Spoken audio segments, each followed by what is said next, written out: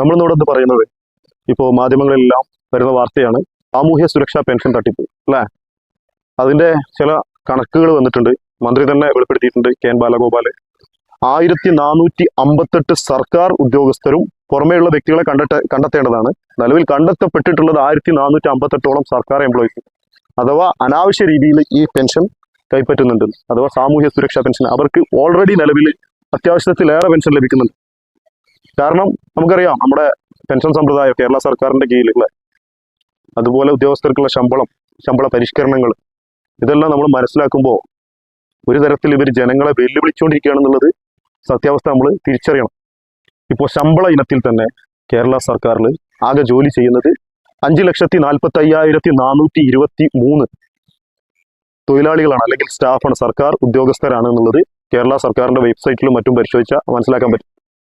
അതേസമയം തന്നെ അവർക്ക് അടിസ്ഥാന ശമ്പളം എന്നുള്ള രീതിയിൽ 2021 മുമ്പ് കൊടുത്തിരുന്ന ശമ്പള പാക്കേജ് പ്രകാരം അവർക്ക് അർഹമായിരുന്ന ശമ്പളം ഏറ്റവും കുറഞ്ഞത് വേതനം എന്നുള്ളത് 16,500 രൂപയും ഏറ്റവും കൂടിയ വേതനം 1,29,000 രൂപയോളായിരുന്നു.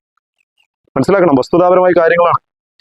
അത് 21 വന്ന 11ാം ശമ്പള പരിഷ്കരണ കമ്മീഷൻ നടപ്പിലാക്കിയ സർക്കാരിന് സമർപ്പിച്ച റിപ്പോർട്ട് പ്രകാരം 16,500 നിന്നും അത് ഒറ്റയടിക്ക് വർദ്ധിപ്പിക്കുന്നത് 23,500 രൂപയോളം. പുറമെ അലവൻസ് വേറെയും വരും.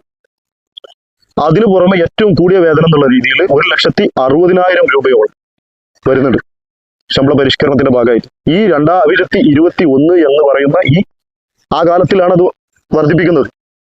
ആ കാലത്തിന്റെ ഒരു പ്രാധാന്യം നിങ്ങൾ മനസ്സിലാക്കണം. കാരണം 16,500 രൂപയിൽ നിന്ന് 23,500 രൂപയിലേക്കും 1,20 നിന്നും 1,60 എത്തുന്ന രീതിയിൽ വർദ്ധിപ്പിക്കുമ്പോൾ ആ കാലഘട്ടത്തിന്റെ പ്രാധാന്യം നമ്മൾ ജനങ്ങൾ മനസ്സിലാക്കണ്ടേ. കാലഘട്ടം എന്ന് പറയുമ്പോൾ 2 കൊറോണ, അതുപോലെ പ്രളയങ്ങള്, അതുപോലെ നിപ്പ, മറ്റുള്ള എല്ലാ ജാതി പ്രയാസങ്ങളും അനുഭവിക്കുന്ന കേരള ജനതയ്ക്ക് മേലെ, കേരള ഖജനാവിന് മേലെ വരുത്തി വെച്ച ക്രൂരത എന്ന് പറയേണ്ടി വരും. ജനങ്ങളോടുള്ള ആ രീതിയിലുള്ള വർധനവാണ് നടത്തി കൊടുത്തത്.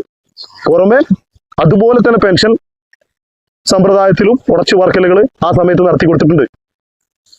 ഈ വസ്തുതാപരമായ കാര്യങ്ങൾ ജനം മനസ്സിലാക്കണം. കാരണം ജനതയിൽ 95% പേരും വൻകിട കച്ചവടക്കാരുൾപ്പെടെ, ചെറുകിട കച്ചവടക്കാരുൾപ്പെടെ, അടിസ്ഥാന വർഗ്ഗക്കാരുൾപ്പെടെ എല്ലാ രീതിയിലും വീട്ടിൽ നിന്ന് പുറത്തിറങ്ങാൻ പറ്റാത്ത അവസ്ഥയിൽ ജീവിക്കുന്ന ഒരു അന്തരീക്ഷമായിരുന്നു ആ കാലഘട്ടത്തിൽ ഉണ്ടായിരുന്നത്. ഉണ്ണാനോ ഉടുക്കാനോ പറ്റുന്ന ഒരു സാഹചര്യം